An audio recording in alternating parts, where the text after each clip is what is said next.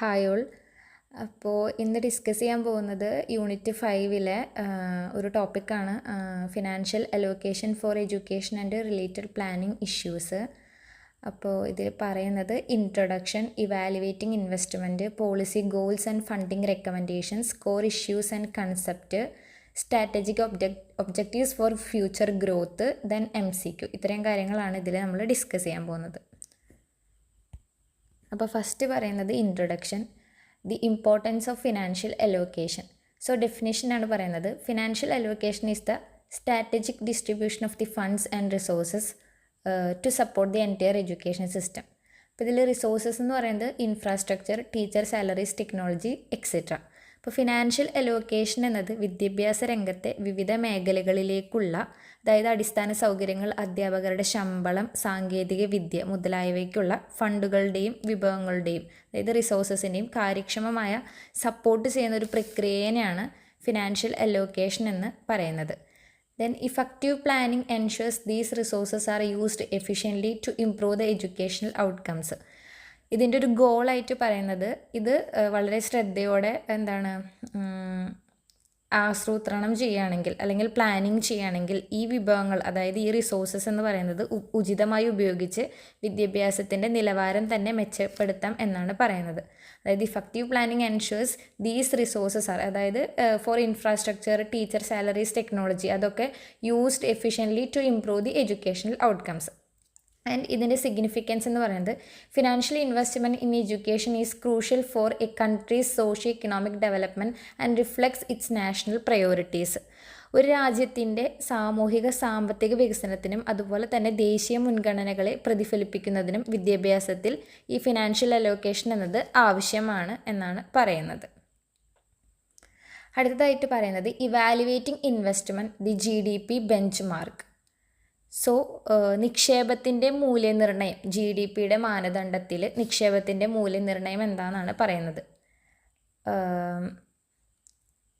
So gross domestic product എന്ന് വെച്ചാൽ എന്താണ്?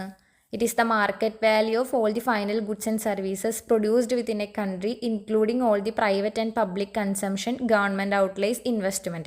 അതായത് ഒരു വർഷത്തിനുള്ളിൽ ഒരു രാജ്യത്തിൻ്റെ അതിർത്തിക്കുള്ളിൽ ഉൽപ്പാദിപ്പിക്കുന്ന എല്ലാ അന്തിമ ഉൽപ്പന്നങ്ങളുടെയും, അതായത് എല്ലാ ഫൈനൽ ഗുഡ്സിൻ്റെയും സേവനങ്ങളുടെയും ആകെ പണമൂല്യത്തിനെയാണ് എന്തെന്ന് പറയുന്നത്, GDP എന്ന് പറയുന്നത്. It is the market value of all the final goods and services produced within the country.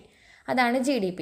So gross domestic product is the primary metric used to evaluate a nation's investment in education. അതായത് GDP എന്നത് ഒരു രാജ്യത്തിൻ്റെ വിദ്യാഭ്യാസ നിക്ഷേപം വിലയിരുത്താൻ ഉപയോഗിക്കുന്ന ഒരു പ്രധാന മാനദണ്ഡമായിട്ടാണ് ഇതിൽ പറയുന്നത്.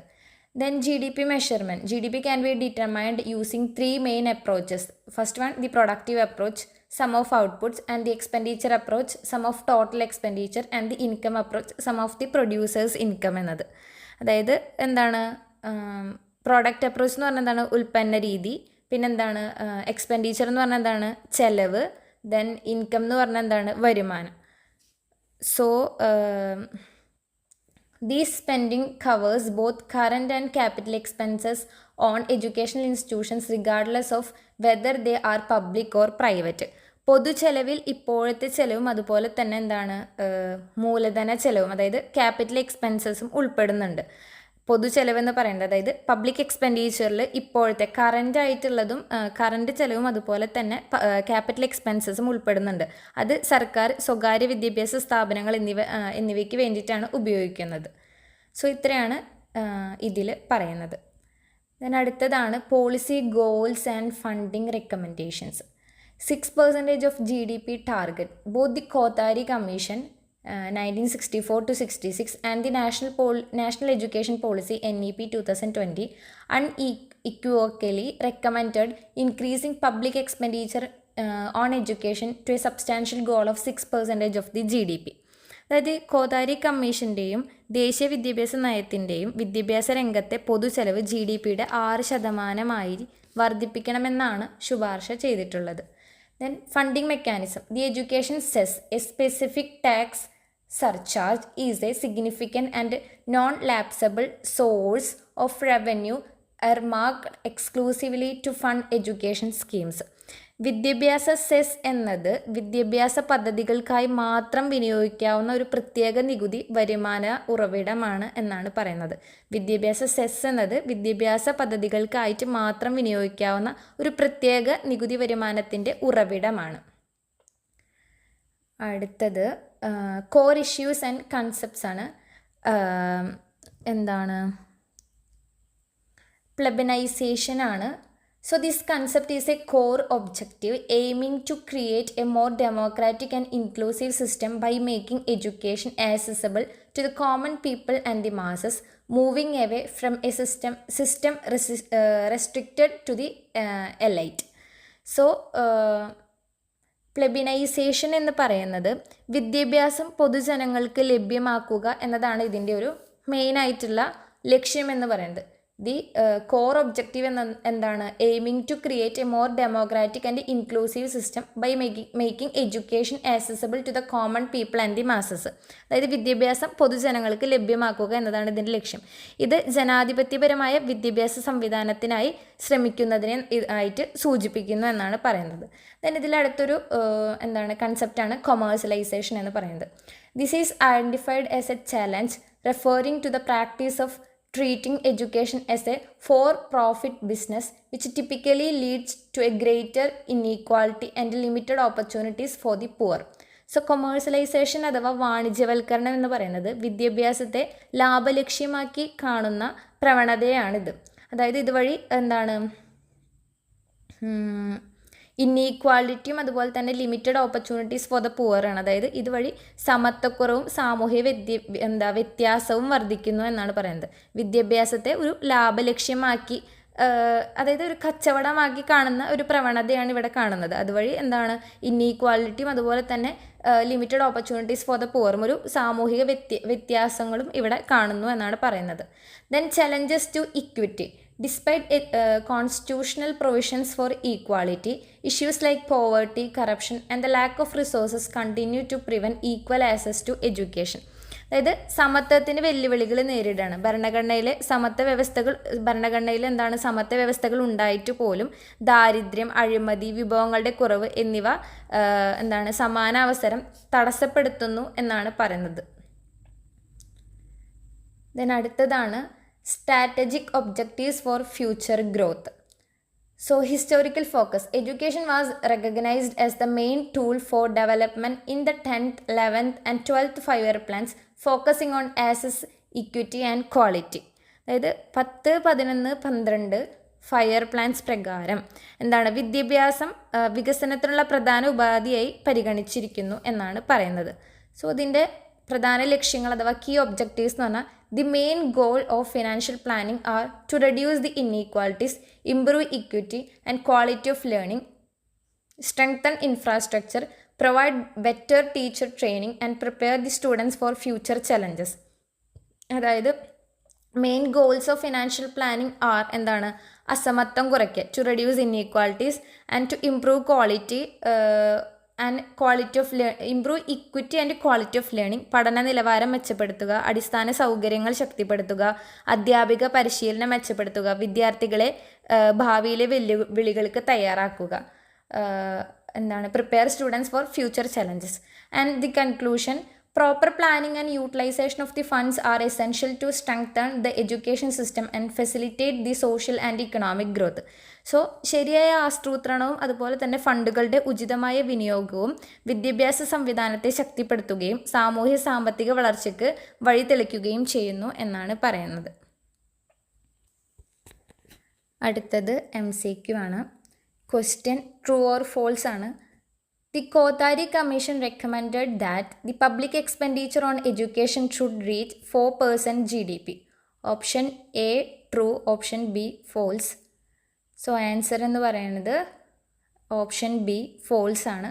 It recommended 6% of the GDP. Then question number 2, fill in the blanks. Education falls under the dash list of the Indian education, making it the joint responsibility of both central and state governments. Option A union, B state, C concurrent and C residuary. So option C is the answer. concurrent. Then question number 3, multiple choice ആണ്. Which of the following is not one of the 3 approaches for determining gross domestic product GDP mentioned in? Options: A, product approach, B, demand approach, C, income approach, and D, expenditure approach. Option B, demand approach. Question number 4, multiple choice ആണ്.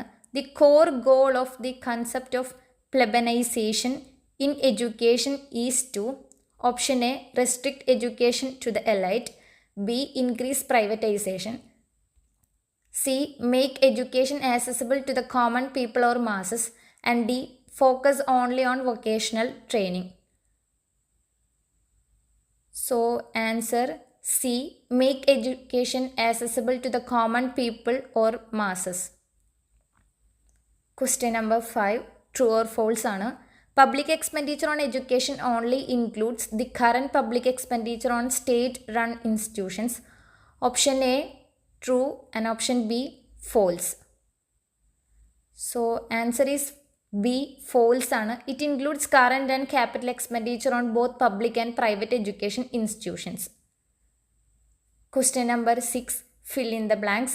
The National Education Policy NEP 2020 strongly advocates for a public investment in education that should reach dash of GDP.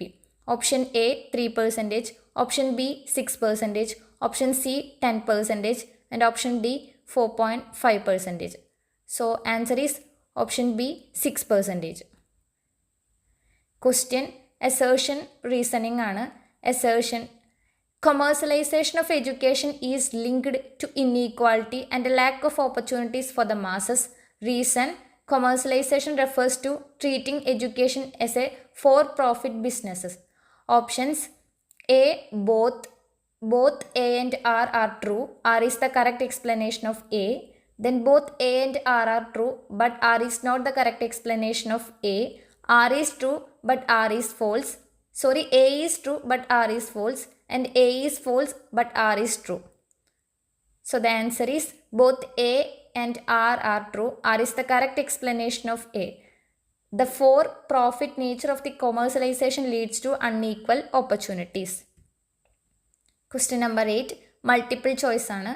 The main objective of effective financial planning for education includes all of the following except: Options: A, improving infrastructure and teacher training, B, reducing inequalities and improving equity, C, encouraging privatization and commercialization, and D, improving the quality of the learning. Answer C. Then question number 9, assertion: the education cess is a non-lapsable fund that significantly contributes to the education budget. Reason: the cess was implemented to overcome challenges like poverty and corruption, which still prevent equal access to education. Options: both A and R are true, and R is the correct explanation of A. Both A and R are true, but R is not the correct explanation of A. R is true, but A is true, but R is false. A is false, but R is true. So the answer is both A and R are true, but R is not the correct explanation of A. Then question number 10, according to the document, the financial allocation for education must address the challenges of poverty, corruption, and lack of dash to ensure equal access. Options: educational institutions, natural resources, financial resources, and human capital. So answer is option C, financial resources. So thank you to all.